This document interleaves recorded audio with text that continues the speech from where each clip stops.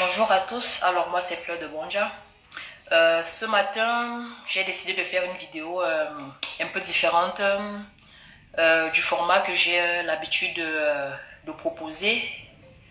Elle m'a été inspirée d'une vidéo d'Hibiscus, qui est une TikTokeuse d'origine camerounaise comme moi, qui propose des contenus que je trouve vraiment super intéressants. C'est suite à l'une de ses dernières vidéos qui parle de poids et je me suis sentie concernée par le sujet. Donc j'ai voulu absolument dire quelque chose par rapport à cela.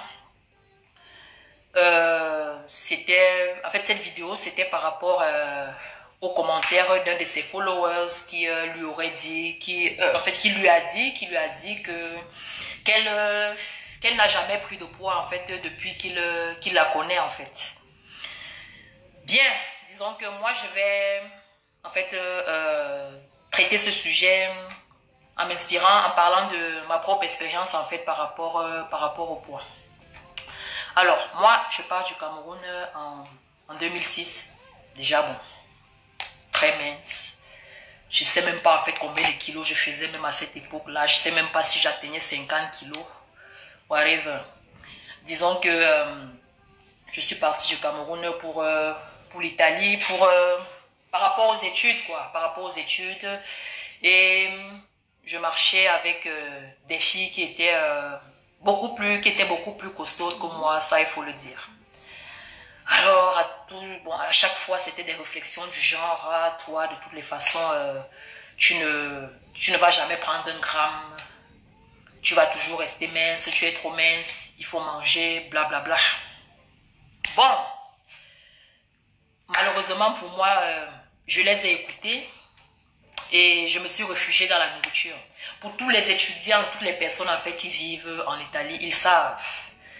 La pasta par-ci, le prosciutto par-là. Et puis, c'est comme ça que je me mets à manger. Je ne me rends même pas compte que je suis en train de prendre du poids. Donc, du coup, j'avais souvent l'habitude de faire une visite gynécologique annuelle. À l'issue, en fait, de cette visite gynécologique, il en est ressorti que je pesais 65 kilos. Moi, je ne savais même pas je ne savais même pas combien de kilos je pesais au départ, parce que bon, moi ça m'intéressait pas de toutes les façons, ça m'intéressait pas spécialement. Donc, du coup, 65 kilos, bon, je me dis, bon, c'est pas si mal que ça. Je continue à manger. Manger. Donc j'étais vraiment comme, je ne sais pas, pour tous ceux qui ont regardé, qui sont nés, qui ont grandi au Cameroun, je ne sais pas si vous vous rappelez du dessin animé Robin Fusé avec le frère Top qui mangeait là et tout. Donc ça c'était moi. L'année suivante, contrôle gynécologique, 75 kilos. Bon, les dames, elles ont commencé à me dire, écoute, franchement, tu as vraiment pris beaucoup de poids, même au niveau de ton visage, ça se voit que tu as vraiment pris du poids. Essaie un peu de changer un peu ta façon de modifier un peu ta façon de manger. Il y a par exemple des petits plats sympas que tu peux te faire à base de tomates et tout. Bon, moi... têtu comme j'étais, j'ai continué à manger. Donc bon, il est vrai que je faisais quand même, que j'essayais quand même de mettre en pratique en fait ce que l'une de ces dames là, elle m'a dit. Mais bon, je ne faisais pas particulièrement attention. Donc ce que j'ai plutôt fait, c'est que j'ai commencé à faire du sport, donc du footing quoi, du footing. Mais bon, on le sait.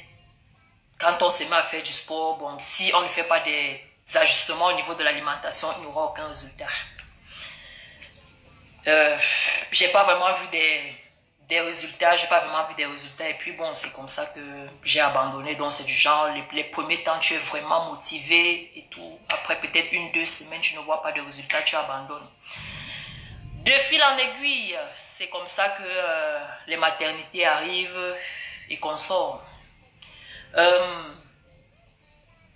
3 enfants plus tard, et 3 enfants plus tard, et près de 20 ans plus tard, je me retrouve à peser presque, je me trouve à peser presque 100 kilos. Bon, c'est à ce moment-là que j'ai commencé à dire, écoute ma petite, il est peut-être temps que tu essayes de te calmer. Et c'est à ce moment-là que j'ai commencé un peu à faire des efforts par là. Donc faire suivre des petits régimes. J'ai eu à faire le tonon. J'ai essayé avec le jeûne intermittent et tout. Donc disons que j'ai réussi en fait à perdre une dizaine de kilos. Donc tout ça c'est pour dire, franchement les gars, il faut arrêter de stresser les enfants d'autrui. Arrêtez de stresser les enfants d'autrui. Vos idéaux de beauté en fait ne sont pas universels. Laissez les enfants d'autrui vivre. Laissez les enfants d'autrui vivre. Qu'on soit mince, qu'on soit maigre, qu'on soit plutôt forte, qu'on soit grosse. Nous sommes toutes belles comme nous sommes. Il est vrai que bon, nous devons essayer de faire attention, mais franchement, arrêtez de stresser les enfants d'autrui. Donc, c'est ça que moi j'avais à dire aujourd'hui par rapport à ce sujet. Et franchement, les skinny, ne vous laissez pas abattre en fait par les stupidités que les gens peuvent pondre en fait de gauche à droite. Ne vous laissez pas intimider par ça.